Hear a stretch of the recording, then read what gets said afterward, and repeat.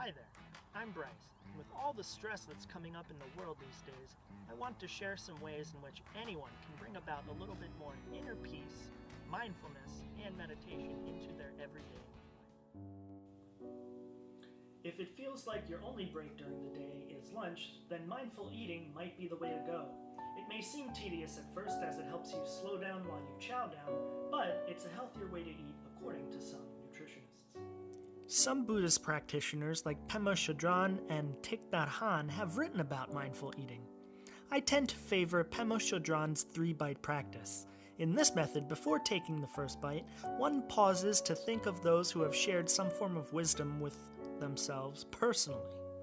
Then, after finishing that first bite, you put the bowl or utensil down and you pause again, this time thinking about those who have been kind to us.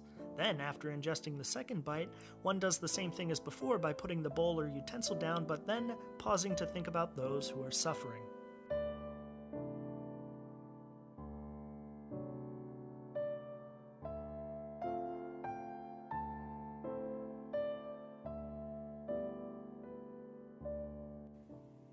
Now, it's important to note for mindful eating that you also want to do the same thing with whatever beverage you have as well. The same motion of drinking and then putting it down and contemplating on that.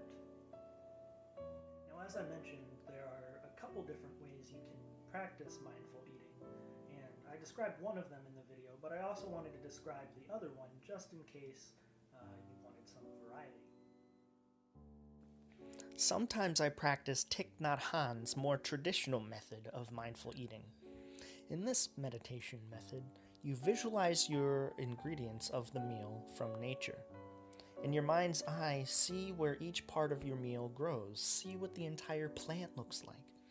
Feel the warmth of the sunlight and the coolness of the rain that nurtured to life your food and drink. Even feel the wind that scattered the seeds and the insects that pollinated or munched on some of the leaves of your meal. Appreciate the enormity of this web. Extend gratitude to all living beings that enabled you to receive this food. There's a small Japanese prayer that you can say called Itadakimasu, which essentially means, I am grateful to anyone who had any part in the making of this meal, which is including the people who made the plates and the silverware. Then also notice your food. Take in its smell. Just be there with your food for a few moments. Watch how your body prepares for this food. See what your mind does. See how your body feels. And then, when you do take that first bite, chew slowly. I recognize that to some, this practice may seem a little heavy because we don't normally think about or associate those things as we eat. But that's the point of mindful eating. That's why we practice these things. To get us in that headspace so we can practice a little bit of gratitude as we slow down, so we're not just inhaling our food. The whole idea about eating meditation is to take time to honor your food and honor the people who provided the food for you in some way. When we do those things, it leads to us being a little more mindful, a little more grateful.